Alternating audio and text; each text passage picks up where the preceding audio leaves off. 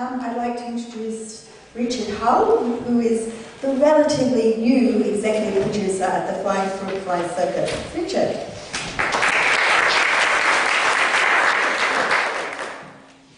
Thanks, nice to be here. I'm probably going to echo a few things that have been said already. First of all, anniversaries. I think anniversaries are very important, and the Fruities turn 35 next year. I think that is a landmark achievement for a company which really started back in 1979 as a one-off summer project for the local kids. And so, it's a kind of story of success and survival, I suppose, and we all know how difficult that is. So we are going to celebrate, and we are going to put together a fairly ambitious program of events. And I think we have a good story to tell, and I think it's a good time for us to tell it. It's about our contribution to contemporary Australia, contemporary circus in Australia over that period.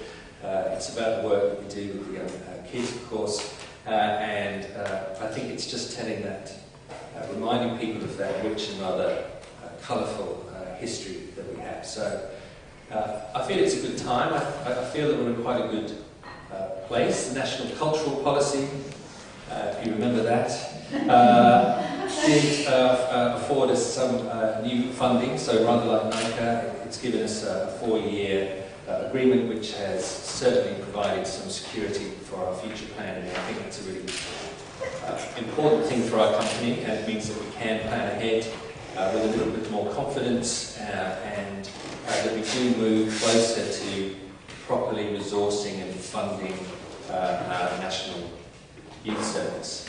We have a pretty amazing team at the Fruities. There's always been a pretty amazing team there. We've got Scott Brayland as training director, who has weathered more than his fair share of fruit fly storms over the years, but somehow has remained loyal and dedicated and continues to take our training to new heights of excellence. And we've just appointed Jodie Ferrugia as our artistic director.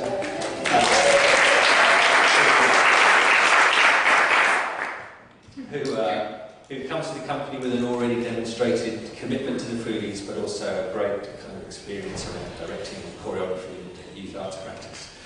So we've moved into 2014 with some confidence.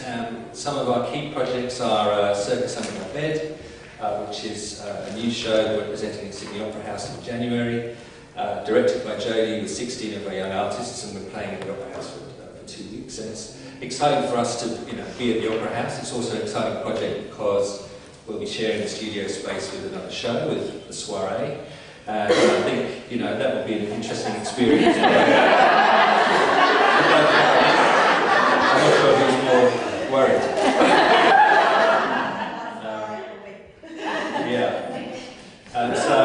So we're looking forward to that.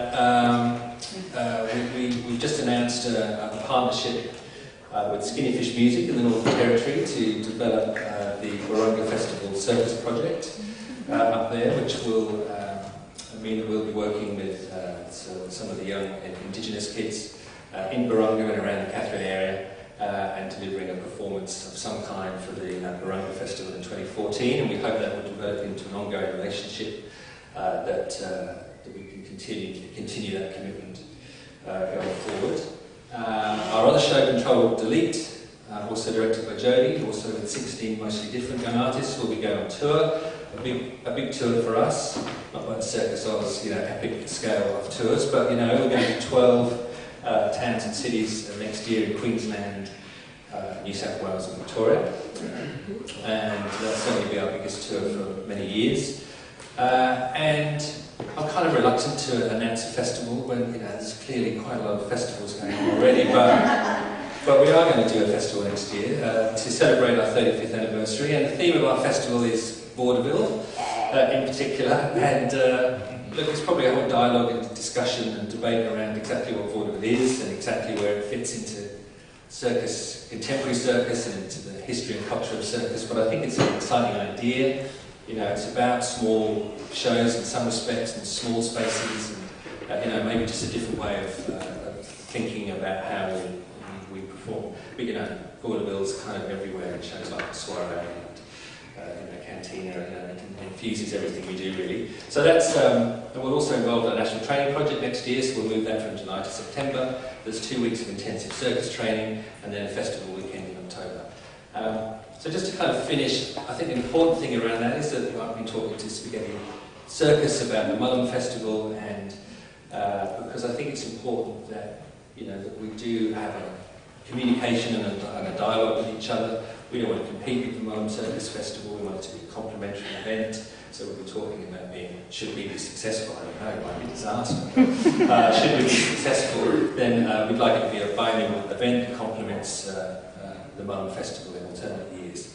And I think that means that every September, you know, there will be something, either Albury or Mullum on the kind of circus calendar, if you like. And I think it's that kind of collaboration that is important for us as the Flying Fruit Fly Circus going forward. We're having really positive conversations with Rose and her team at NICA about how we can deliver a certificate 3 and how we can create and develop better pathways for our fruit fly students to go into NICA and, you know, more broadly. It hasn't always been that easy. So I think that's it. So I think, you know, going forward, I hope we can help set the tone in the spirit of cooperation and collaboration and, you know, less about competition. Great, thanks very much.